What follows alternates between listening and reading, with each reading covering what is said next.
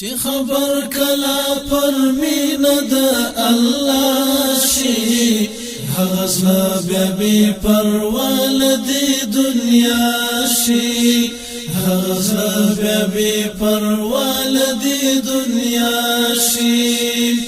ونصلي على رسوله الكريم أما بعد فأعوذ بالله من الشيطان الرجيم بسم الله الرحمن الرحيم. دهر سنة مخي تاسد نبي كريم صلى الله عليه وسلم دلبات أنه يردون كتحفة ورانكم جبارة الله السلام عليكم ورحمة الله وبركاته. جهر محفل هر غنه د قران د موشن په سو برکاتونو باندې روزه هم باندې ورته خاص سبب د صبور د چې مونږ تاسو ته خپل تلاوت وړاندې کی. أعوذ بالله من الشيطان الرجيم بسم الله الرحمن الرحيم وكذبوا بآياتنا كذابا وكل شيء أحصيناه كتابا فذوقوا فلن نزيدكم إلا عذابا. د قارون او د فرعون مال او جایداد په سړی څه کړي او د قارون او د فرعون مال او جایداد په سړی څه کړي چې ککره کې د غم د مور او پلار عزت نه وي. ماشاءالله ګران قاري صاحب عبدالصبور څخه یو جهان مننه اوس د پروګرام په دې برخه کې ګران قاري صاحب فرهاد الله ته مننه ورکوو چې راشي مونږ تاسو ته حدیث شریف ووایي. ګران قاري صاحب ونصلي على رسوله الكريم أما بعد فأعوذ بالله من الشيطان الرجيم بسم الله الرحمن الرحيم إن من أحبكم إلي أحسنكم أخلاقا صدق رسول الله صلى الله عليه وسلم.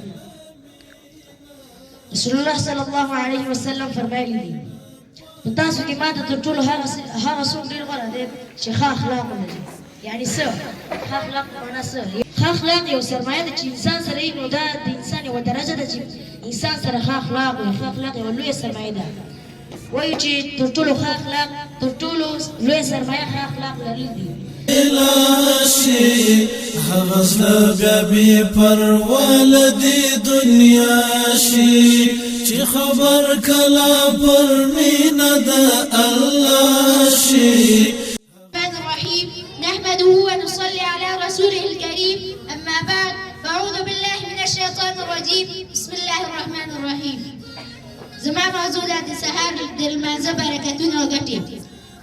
لمونځ د اسلام دوهم ستر رکن دی او پابندي د انسان لپاره د دنیا او آخرت کامیابي او برکت دی. که څه هم ټول لمونځونه ځانګړی مقام لري خو د سهار لمونځ بېساره فضیلت لري. د سهار لمونځ د بنده او د رب ترمنځ لومړنۍ اړیکه ده. یو مؤمن د ورځې پیل او کامیابي او د رحمتونو دروازه ده.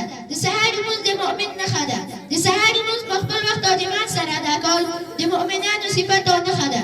دا لمونځ هغه وخت څوک کولی شي چې زړه یې له ایمان څخه ډک وي.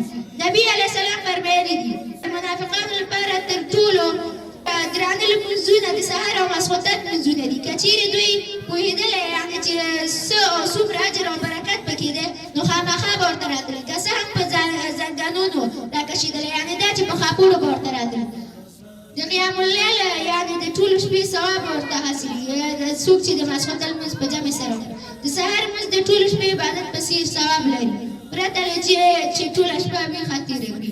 خپل عمل مې د بخښنې لایق نه دی. خپل عمل مې د بخښنې لایق نه دی. په هر سوال کې به د ایثار یم پاکه ربه. په هر سوال کې به د ایثار یم پاکه ربه. ګران قاري صاحب ابراهیم څخه یو جهان مننه اوس د پروګرام په دې برخه کې ګران قاري صاحب سراج الحق ته مننه ورکوو چې مونږ تاسو ته عربي ټاپک وړاندې کړي. اولا نقدم لكم التحيه تحيه الاسلام تحيه يوم يلقونه سلام. السلام عليكم ورحمه الله وبركاته.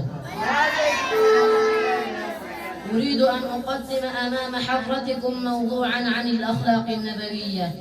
الأخلاق النبوية هي النموذج الأعلى في السلوك الإنساني، فقد كان النبي صلى الله عليه وسلم مثالا كاملا مثالا كاملا في الصدق والأمانة والتواضع. هغزا ببي پروالدی دنیا شي دمونیم زخمی زړګی تل دا ارمان کړي سمرغار دی د مکې ښکلی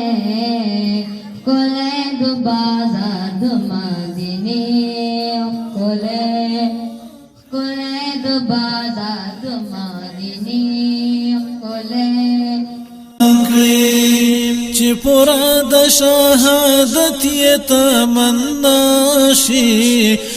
بسم الله الرحمن سبحانك اللهم وبحمدك وتبارك اسمك وتعالى جدك ولا اله غيرك.